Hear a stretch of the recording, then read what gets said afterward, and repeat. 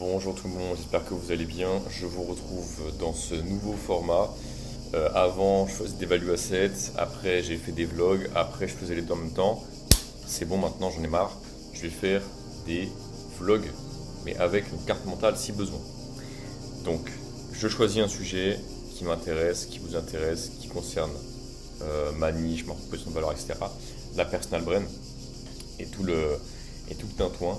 Je vous parle, j'envoie ce que j'ai envoyé et si besoin, je vous fais un gribouillage ou je prépare un petit peu en avance une carte mentale s'il faut.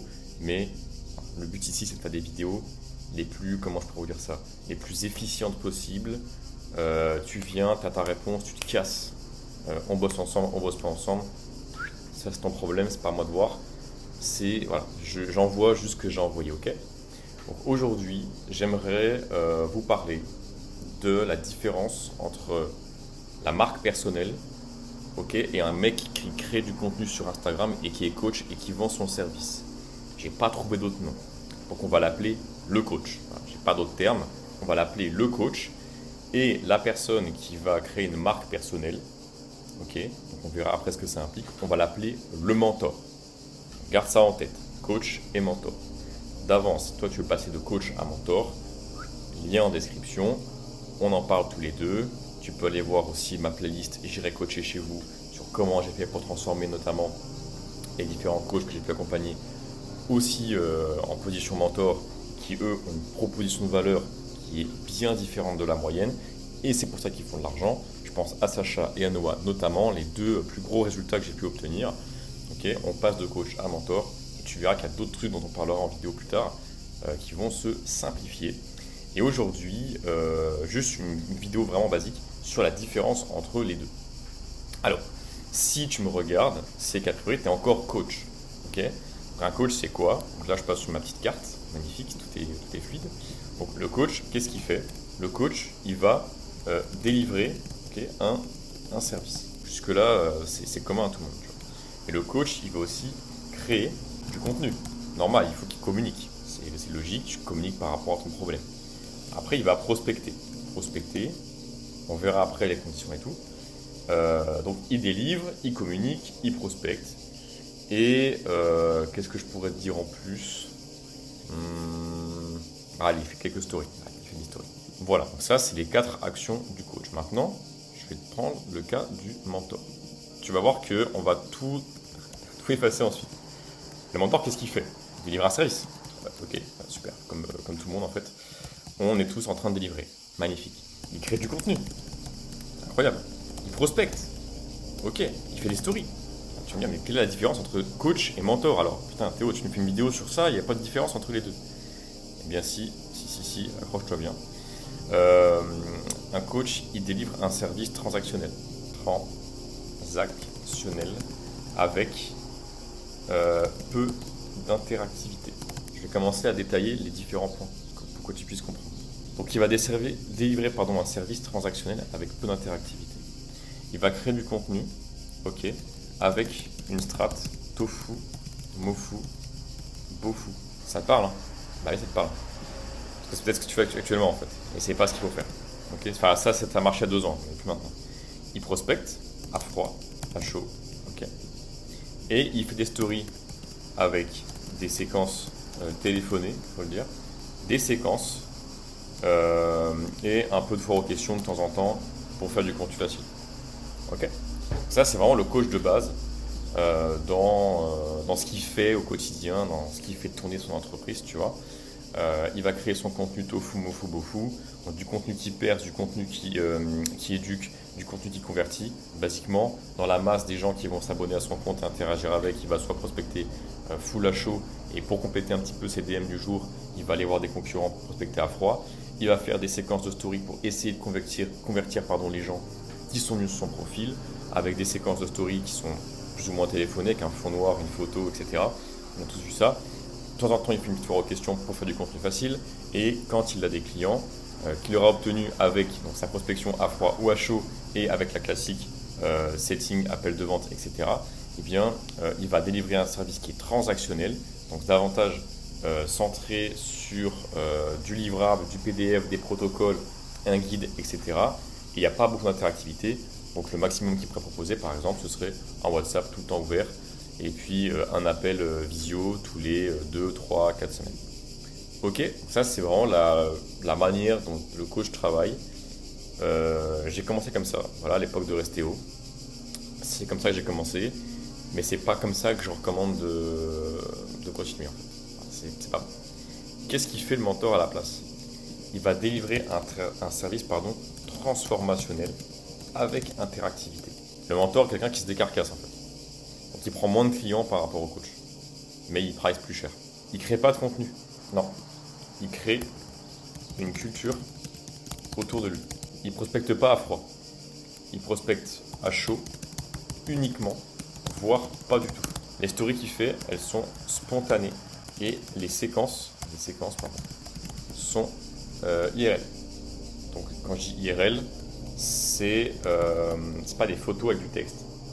C'est je prends mon téléphone, là j'ai pas de téléphone sur moi, mais je prends mon téléphone, imagine que c'en est un, et en fait je viens de publier un réel hyper intéressant sur une notion qui me semble être pertinente d'évoquer, et dans mes stories, je vais simplement développer le point avec un peu plus de détails, y mettre du storytelling et mettre à la fin une bulle de sondage pour savoir qui se reconnaît là-dedans et qui ne s'y reconnaît pas du tout. Et c'est comme ça que je fais une séquence de story IRL, spontanée, qui ne fait pas appel de vente, comme on peut en voir partout. Là, c'est déjà deux choses qui vont opposer les gens. La notion fondamentale à comprendre entre le coach et le mentor, okay, c'est que le coach, il est trop gentil. Le coach, c'est trop gentil. Je suis là, je crée mon contenu, je réponds à des problèmes, 5 astuces pour je sais pas quoi, je te prends un tableau blanc et je t'explique le métabolisme de machin, d'habitude. Trop, on s'emmerde en fait. On s'emmerde. Pourquoi? Parce que le coach n'a pas encore compris. Là, il me faudrait mon petit stylo, s'il vous plaît, ce serait cool. Parce que le coach n'a pas encore compris que Instagram, par essence, c'est une plateforme qui est tofu. Voilà. Instagram, c'est top of funnel. Donc arrête de me faire du bottom of funnel sur Instagram. Ça sert à rien. Pourquoi? Les gens sur Insta, c'est des randoms. C'est des mecs qui scrollent. Faut dire ça quand même. Et toi, ton boulot, c'est de faire interrompre le scroll de personnes. Les gens, c'est pas comme toi qui va pas sur Instagram. Tu vois, c'est pas la même population. Donc, tu fais du contenu tofu parce que tu as compris maintenant que Instagram est une plateforme top of funnel. Mais attends, parce que là, je te vois arriver, tu vas me dire, ouais, mais si je fais que des b-rolls de merde de 5 secondes et du rage bait, je vais pas avoir d'argent. Bien vu l'oiseau. Parce que c'est pas ça qu'il faut faire en fait. Et par ailleurs, tout ce qui est mofou sur Instagram, en fait, ça paraîtra beaufou pour les gens d'Instagram. Faut se dire ça aussi, c'est que c'est un niveau de conscience. Ce qui te paraît beaufou sur YouTube, c'est les tréfonds de la qualification sur Instagram. Et ce qui paraît tofu sur YouTube pourrait être beaufou sur Instagram. Sur Insta, les gens y réfléchissent en 5 secondes. Et en plus, ils dépendent de l'algo. En fait, voit ça comme une sorte de grosse bande de films qui déroule toute seule les vidéos comme ça. Et paf! Le mec en 5 secondes, 2 secondes, 3 secondes, il décide de s'arrêter sur ce que tu fais comme vidéo. YouTube, c'est pas pareil. YouTube, tu vas dessus, tu as plein de miniatures et tu as encore le luxe de pouvoir choisir ce que tu regardes. C'est pas pareil. Donc le cerveau des gens ne marche pas de la même manière sur Instagram et sur YouTube. Donc déjà, il faut que tu comprennes un truc, c'est que Instagram est une plateforme qui est tofu par essence. Donc arrête de me faire du contenu beaufou sur Instagram, ça marche pas. Sauf, parce que alors là, encore une fois, une nuance, pour toi, beaufou, ça veut dire quoi? Contenu à conversion? Donc, peut-être qu'il faut que j'écrive un peu plus simple comme ça. C'est quoi le beaufou pour toi? C'est par rapport à la conversion, donc l'intention qu'il y a derrière, c'est par rapport au format, ok, c'est par rapport à la durée, c'est par rapport à la complexité peut-être du sujet. Qu'est-ce qui pour toi rend une vidéo beaufou? La vérité c'est que c'est un peu tout. La vérité c'est que c'est un peu tous les paramètres. Mais, la vérité c'est que c'est un peu tout. Mais tu peux tout à fait, et si tu es extrêmement chaud, rendre de la carte mentale tofu. Si tu es un gros crack, tu es un craquito en carte mentale, Restéo, c'est toujours ma référence parce que c'est mon ancien compte. Mais tu as des gars, ils font aussi des vidéos sur de la philosophie, ils font rien, ils parlent pas des masses, ils sont là, leur caméra c'est un plan fixe, il n'y a pas de montage, il n'y a rien du tout, et ils font 200, je pense à, comment il s'appelle? Je crois que c'est Lucas Pense, son blaze, il n'y a pas de montage, Il n'y a pas de montage. Il se met devant une caméra, il parle pendant 1 minute 30, il n'y a aucun montage, il y a juste une belle lumière, une belle image, et il y a une musique de fond. Et c'est ces mots qui rendent la vidéo intéressante et virale, on en reparlera après. Restéo, autre exemple, mon ancien compte, carte mentale les gars, je fais des cartes mentales à 200 000 vues. Pourquoi? Comment? C'est pas une question de format, c'est une question de est-ce que tu es chaud dans ce format, oui ou non? C'est tout. Si tu es naturellement chaud en carte mentale, ça va se retranscrire. Ça va vite se comprendre. Si tu es chaud en carte mentale, tu vas faire les meilleures cartes mentales de la Terre entière. Donc ça va paraître tofu, parce qu'elles sont bien faites. La durée. Ouais, effectivement, la durée, ça peut jouer sur le côté beau fou de ta vidéo. C'est pas faux. Maintenant, comme je dis, Instagram part du principe que c'est du top of funnel. Donc arrête avec les vidéos de plus de 1 minute 45. C'est trop long après. La complexité. Oui, effectivement. Si c'est un sujet complexe qui intéresse une niche petite, effectivement, ça ne parlera pas à tout le monde, donc ça peut être beau fou par essence. Mais qu'est-ce qui t'empêche de rendre intelligible, c'est mal écrit, intelligible et compréhensible des sujets complexes pour que même un random, quelqu'un pris au hasard, il puisse comprendre. Qu'est-ce qui t'empêche de faire ça? Rien. La complexité, pour moi, c'est un problème seulement chez les gens qui n'arrivent pas à synthétiser et à résumer leurs pensées, aussi complexes soient-elles. Le complexe de complexe, il sera réservé à une plateforme bottom of funnel, middle of funnel comme YouTube. Donc la complexité sur Instagram n'a rien à foutre là en fait. Sauf si tu arrives à la rendre pédagogue. C'est un truc qu'il faut rendre accessible. Et après, les gens qui vont être curieux, ils iront voir plus loin. Et Insta n'est pas pensé pour ça. Ok? Et par rapport à la conversion, le simple fait de mettre de la preuve dans preuve interne et preuve externe dans ton contenu, ça suffit à faire de la conversion. Plus un call to action si tu veux. Ça suffit.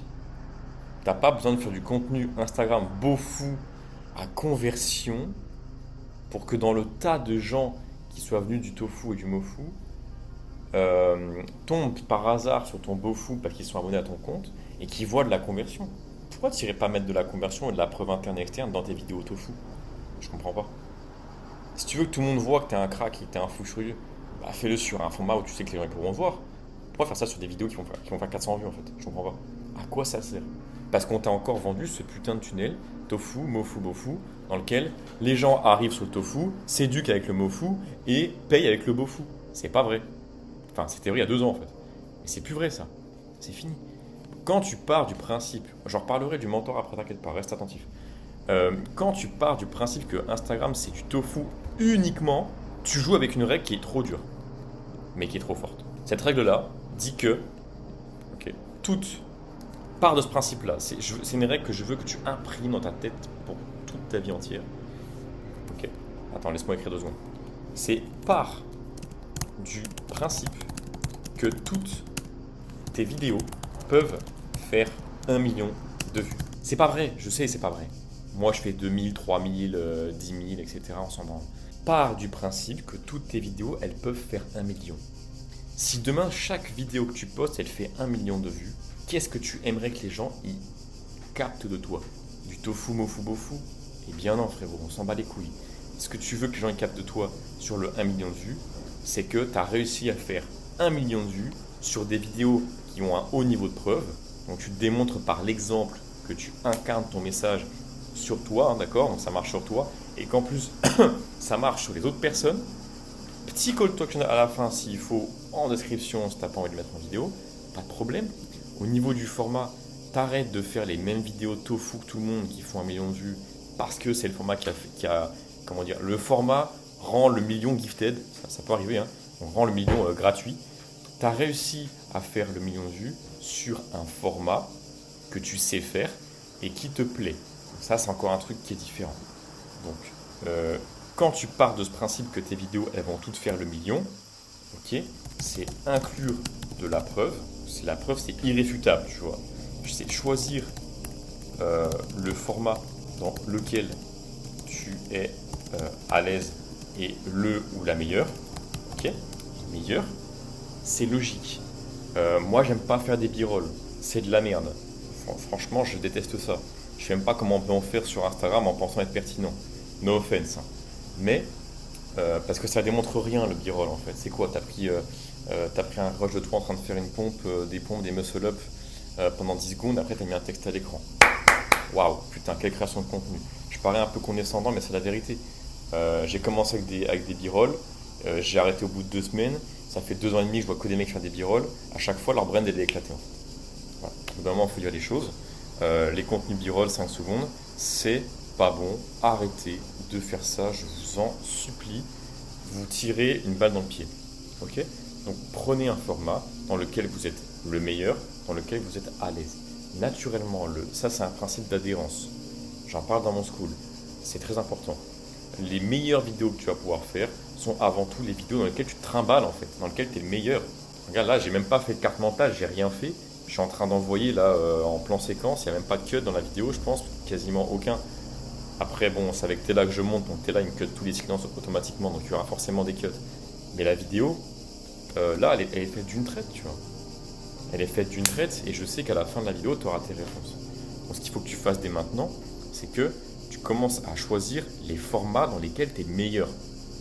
Tu es le meilleur. Si c'est la carte mentale, tu vas me poncer la carte mentale, plus on verra après le côté preuve, et tu vas me poncer au moins un format ou deux qui te distinguent vraiment, et tu vas les pousser comme pas possible. Et tu seras reconnu en tant que tel. Et tu ne seras pas une énième personne qui va copier les formats des autres. Tu seras la personne qui aura ton format.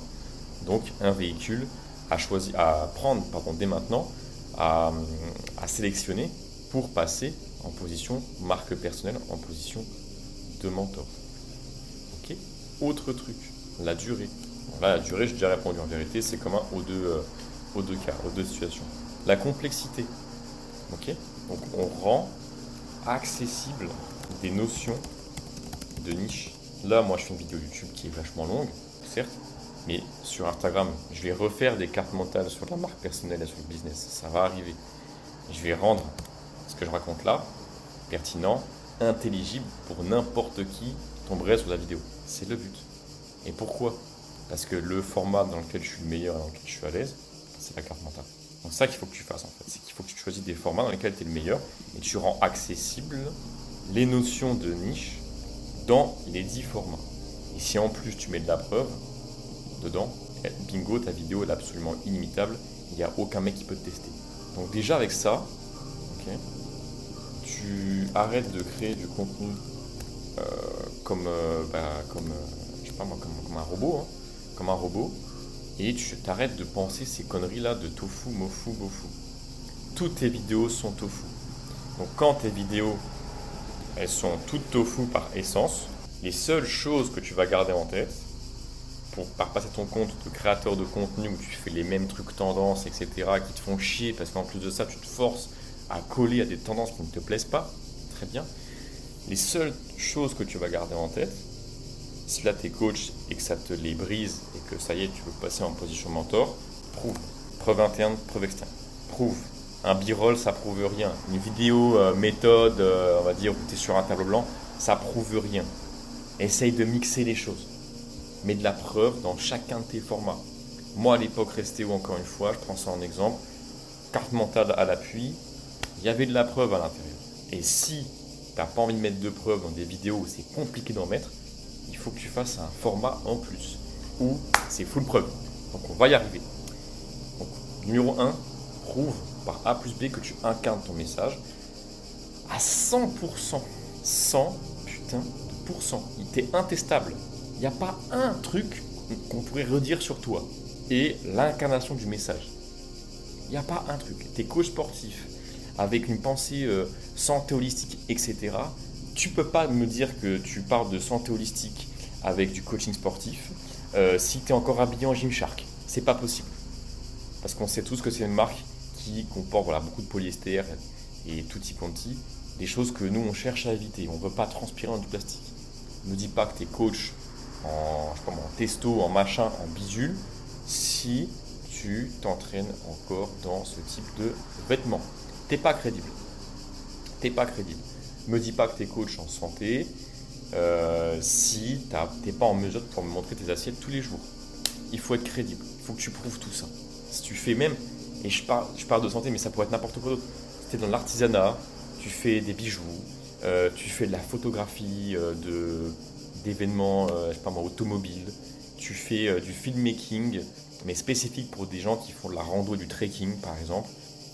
Montre-moi tout ce que tu sais faire et ce qui est propre à cette expertise. Tu parles de filmmaking spécifique pour des personnes qui veulent une trace vidéo de leur trek, ou même qui veulent des documentaires, ou qui veulent, je ne sais pas moi, faire des vlogs, etc. pour d'autres chaînes YouTube dans un cadre montagneux, désertique, etc. Donc soumis à des grosses conditions physiques. Montre ta condition physique et montre-moi ton matériel et montre-moi ce que tu peux faire. Montre-moi que tu es capable de tanker un bivouac. Montre-moi que tu es capable de tanker des jours peut-être sans manger, parce qu'il faut que tu filmes dans des conditions extrêmes, des gens eux-mêmes dans des conditions. Montre. Encore et encore. Donc 1, tu prouves. 2, ok, tu synthétises.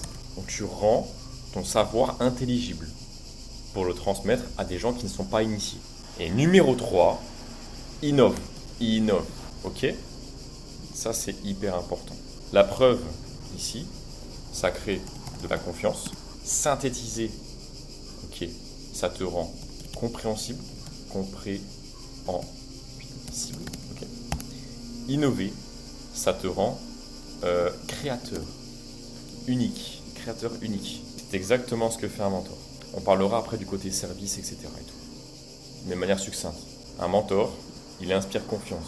Tu sais comment il fait? Parce que il est vulnérable. La vulnérabilité, c'est parler de ce qui fonctionne et aussi de ce qui ne marche pas.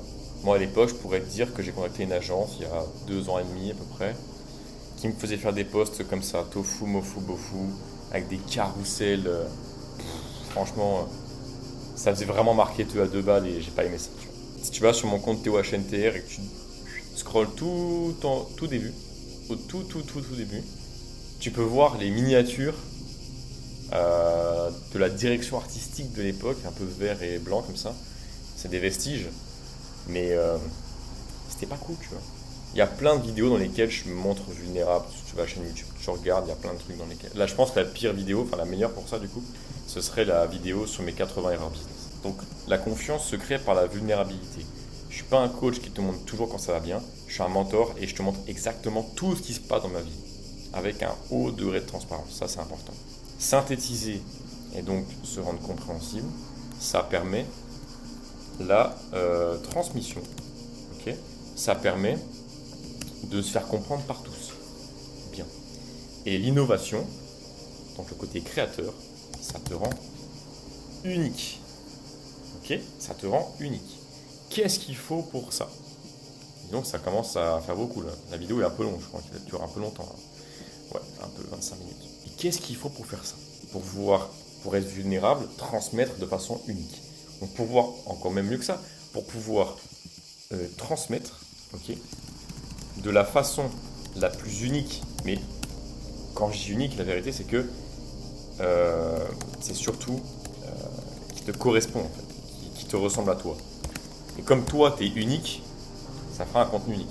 Donc transmettre de la façon la plus unique, parenthèse, qui te correspond, avec un S, c'est peut-être un peu mieux, tes idées de façon claire, ok, et dont on se rappelle par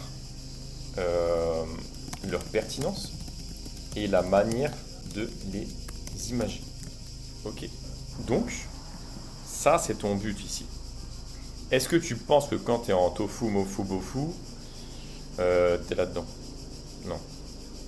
Regarde tous les mecs les plus chauds en création de contenu, ils font pas ça. On s'en branle. Pourquoi tu copies une stratégie de truc qui marche pas? Je comprends pas. Et pour faire un pont avec le prospection à froid et les séquences, etc. Même logique. C'est la même logique. Quand tu appliques cette stratégie par rapport à ton contenu, tu n'as plus besoin de prospecter. Tu sais pourquoi? Parce que tu prouves tellement de manière innovante, et intelligible, tu prouves tellement par l'exemple de façon innovante et intelligible que les gens apprécient ton contenu. Et la prospection que tu fais, grand max, c'est à chaud dans tes abonnements. C'est tout. C'est tout. T'as pas besoin de prospecter à froid et de faire du porte-à-porte pour venir faire chier des gens qui ne te connaissent pas. Quand tu as créé un contenu qui est tellement chaud qu'il attire les gens. Mais pour ça, qu'est-ce qu'il faut faire? Trouver le format dans lequel tu es le meilleur, tenter des choses et innover, et surtout être vulnérable et parler de tout,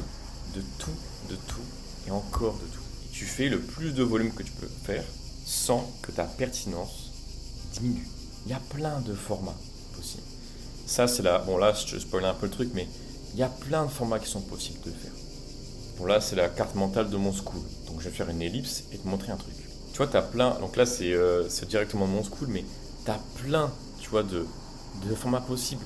Tu peux le faire en face cam, tu peux le faire en four aux questions, tu peux faire de la voix off si tu veux, des vlogs, des podcasts, des formats un peu plus POV, de la cinématique, format support, donc les cartes mentales comme maintenant, des vidéos réactions. Il y a plein de formats que tu peux faire. Bon, ça, ce sont tous mes élèves. Enfin, il n'y a pas tout le monde à l'écran, mais c'est tous ceux que tu vois là, ce sont des élèves. Et c'est ça que je veux que tu comprennes. C'est que tous les machins là, les stories, la prospection, le service transactionnel, tout ça, ça découle de ta position de coach. Quand tu es un mentor, tu n'attires pas les mêmes personnes.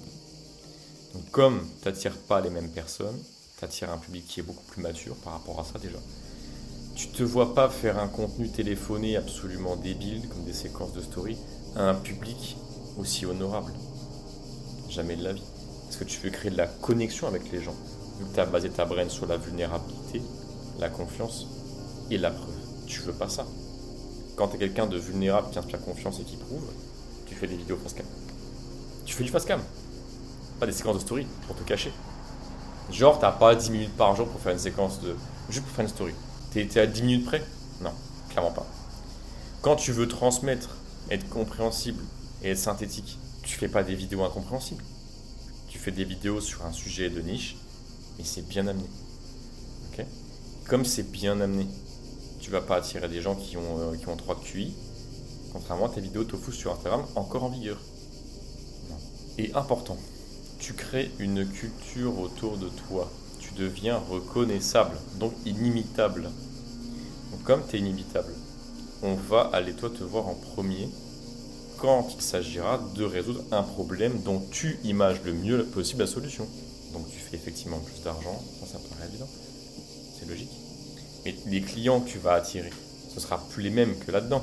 Donc ceux que tu vas avoir, ils vont te faire des feedbacks différents de ceux-là.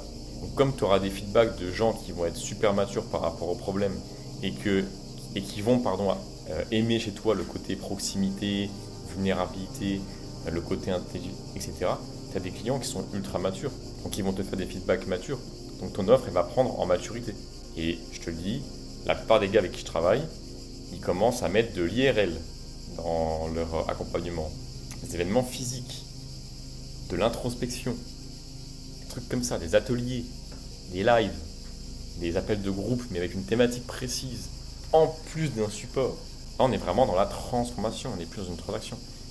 Il n'y a quasiment aucun PDF qui est donné chez mes élèves. Quasiment aucun. On est plus dans le côté transformation que transaction. Il y a un petit peu des documents, parfois ça peut arriver, tu vois. Mais c'est pas centré sur ça. Pas du tout. Pas du tout. Et le pricing augmente. Le pricing augmente. Donc les revenus augmentent. T'es payé à être toi. T'es payé à être toi. C'est dingue. Hein. Le mentor, c'est ça, la différence. Le mentor, il assume les choses que le coach assume pas. Le mentor, il essaye des choses que le coach a peur de faire. Le mentor, il délivre comme un fou. Le coach, il cherche à grappiller le moindre horaire de délivrabilité. Parce que le mentor, il sait que s'il délivre très bien, et un peu plus parfois il surdélivre, il sera reconnu en tant que tel, et ce sera qu'une question de temps avant qu'il puisse délivrer juste ce qu'il faut pour être payé à sa juste valeur. C'est pas pareil. Il crée une culture, on l'a déjà vu. Prospectation, on l'a déjà vu. Les stories, on l'a déjà vu aussi. Je veux que tu comprennes qu'à l'heure actuelle, ce qui te bloque dans ta position de coach qui est en train de te rendre fou, qui est en train de te faire préparer à un futur burn-out, je te le dis, c'est ça. Mémorise ça. Fais un screenshot, mets-le sur un placard, je m'en fous. Mémorise ça. Pars du principe que toutes tes vidéos peuvent faire 1 million de vues. Tu te mets ça en tête et tu te dis, ok, qu'est-ce que les gens doivent voir si ma vidéo elle perce? Preuve, aisance sur un format innovant ou pas, les vidéos les meilleures que tu puisses faire, c'est pas un format qui est phare, c'est les vidéos POV, IRL, enfin, pris sur le vif. Tu es en train de faire une action qui sert ton argumentaire, ta proposition de valeur. Ça, c'est le meilleur pour moi. Les vidéos face cam, top 2. Les cartes mentales, c'était vraiment très très bon dedans, top 3. Et après, le reste, ouais, les foires aux questions. Les foires aux questions, c'est pas mal, mais il faut être très bon là-dedans. Après, le reste, c'est accessoire, tu vois. Mais quand tu as déjà un format où c'est face cam et un format où tu montres avec des schémas, où tu réponds à une question un peu plus précise, mais de manière intelligible, avec deux trucs comme ça, deux types de formats, tu es déjà trop fort en fait. La durée, on s'en bat les couilles, c'est la même. Et on rend accessible des notions de niche. Tant que tu feras pas ça, cet effort-là, de preuve, de synthèse et d'innovation, tu seras tout le temps bloqué. Tu seras tout le temps bloqué. Parce qu'il y a un mec qui va te dire mais non, la mode en ce moment, c'est quoi? C'est les vidéos là où tu es face cam, il y a ta tronche ici, là, tu te mets comme ça en bas, et puis tu mets une photo en carré au-dessus de ta gueule, et tu fais un face cam comme ça, tu vois. Mais non, maintenant ce qui marche, c'est les vlogs Nick Setting, là, je sais pas quoi, avec un peu de texte au milieu de l'écran, un style tremblant. Mais non, là en ce moment, ce qui marche, c'est quoi? C'est les vidéos, les cartes mentales interactives avec Tela, etc. Ouais, peut-être, peut-être. Et pendant que toi, tu es en train d'osciller, parce que en fait, t'es personne, tu es en train d'osciller entre les formats différents. C'est des chaises musicales, le bordel, en fait. C'est terrible. Pendant que toi, tu es en train de chercher en fait la prochaine trend, d'autres sont en train de chercher comment ils peuvent encore mieux incarner le message et comment eux ils peuvent être encore plus forts. Tu vois. Toi, tu es en train de chercher un moyen détourné d'être artificiellement plus chaud, d'autres ils bossent sur eux-mêmes, en prouvant, en inspirant la confiance, en étant vulnérable, tu vois, en parlant de tout et de tout sur internet. Tu vois. C'est pas le même mindset en fait, c'est pas le même état d'esprit du tout. Il faut que tu casses cet ancien toi qui dépend de métriques de peur, de métriques de manque. T'es tellement pas confiant de toi qu'il te faut des trends pour faire des stats. T'es tellement pas certain de ton argumentaire et de ta prospection naturelle que tu délègues ça à un setter. T'es tellement pas certain de faire une vente que t'as une trame de closing. Tout est lié, mon pote. Tout est lié. Arrête ces conneries. Quand tu prouveras que tu inspireras confiance et que tu seras vulnérable, toujours qu'il y a un plafond de verre, paf, qui va exploser, et tu vas devenir la personne la plus à l'aise avec son business, si bien que tu n'auras plus ces conneries de trame, de prospection, de trame, de closing, etc., que tout te paraîtra naturel. Parce que tu feras les choses naturellement et plus avec une structure rigide qui te contraint à l'heure actuelle. Et je veux que tu comprennes que ton contenu, c'est le vecteur numéro 1 pour faire sauter cette valve. Le contenu, c'est l'intermédiaire, tu vois, c'est l'interface qu'il y a entre toi et le monde. Okay. Quand tu prouves à toi tout seul et que personne ne le voit, c'est très bien. Personne ne le voit, on s'en fout. Quand tu inspires confiance pour toi-même, c'est cool. Personne ne le voit. Magnifique. Et quand tu es vulnérable pour toi-même, c'est cool. Personne ne le voit. Magnifique. Comprends que ce machin-là, cette petite boîte, c'est l'interface qui te sépare du monde. Et donc c'est par elle qu'il faut que tout passe. Donc commence à prouver, synthétiser, innover, inspirer confiance, rendre la chose compréhensible, pardon. Laisse parler ton âme d'artiste, rends-toi vulnérable, transmets de manière unique tous ces machins-là. Commence à le faire en ligne sur Internet. J'ai pas d'autre truc à te dire. Bon, c'était une vidéo un peu improvisée, je t'avoue, il n'y a pas de plan, j'ai rien préparé. J'ai mis mon PC, je l'ai allumé, je me suis dit, vas-y, allez, parlons de ça, on verra bien ce qui se passe. On verra. Et donc, voilà ce que ça peut donner. Les prochaines seront un peu plus préparées quand même. Là, c'était plus sonné. Je me suis dit, putain, non, il faut vraiment que je parle de ça maintenant là sur YouTube. Et je vas-y, je le fais direct. C'est ça que je veux que tu comprennes. Ok? C'est ton contenu qui te bloque. Et ton contenu, donc on a déjà vu, le contenu, c'est l'interface entre toi, ok, et le monde, ok. Mais qu'est-ce qui t'empêche d'être toi dans le contenu?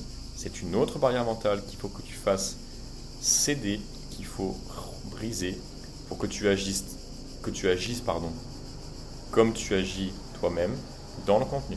Comment faire ça? Eh bien, on travaille son aisance, on fait sauter des croyances limitantes, etc., etc., etc. Ce serait bien trop compliqué de t'en parler comme ça sur YouTube avant d'en faire une vidéo détaillée. En tout cas, sache que pour moi, ça c'est la première étape, tu vois, que j'inclus, que j'introduis dans l'accompagnement que je dispense, c'est cette partie-là, l'introspection. À quoi je sers? Qui suis-je? Quelle valeur j'ai apporté au monde? Etc. Dans le but que tu prennes confiance, justement. Car quand tu prends confiance et que tu es en mesure de trouver un angle d'attaque pour ta niche, j'aime pas le mot niche, et que tu deviens ta propre niche par la preuve, donc c'est-à-dire que si tu es viral sur toi-même, ce qui est très fort quand même, eh bien tu vas gagner en confiance. Comme tu gagnes en confiance et que tu partages tout en plus, parce que tu es vulnérable, tu vas attirer des gens qui vont ressentir cette fidélité. Ça va te booster, on va dire. Ça va nourrir grandement ton ego, mais de la bonne manière. Pas comme ici, où tu dépends encore de Vanity Metrics qui booste ton ego de façon artificielle avec des statistiques qui ne servent à rien. Là, c'est pas pareil du tout. Totalement différent. Ok? Donc ça, moi j'en parle dans l'accompagnement, partie 1. On peut en discuter déjà ensemble si tu veux en appel. Comme d'hab, c'est pas un appel de vente, je te vois arriver. Tu verras déjà une belle ébauche, ça peut t'emmener d'avoir quand même ces barrières-là qui sont qui sautent. Tu verras un peu le résultat. Et si on va plus loin, on va plus loin. Ok? J'espère que ça a été clair pour toi. Comprends que là, juste la seule chose qui te limite entre le passage de coach à mentor, c'est avant tout le mindset. Le côté vulnérabilité et l'aisance dans ce que tu proposes. Ok? Donc on parle d'adhérence. L'adhérence, j'arrive pas à l'écrire. Magnifique. Allez, abonnez-vous et on se retrouve pour une prochaine vidéo.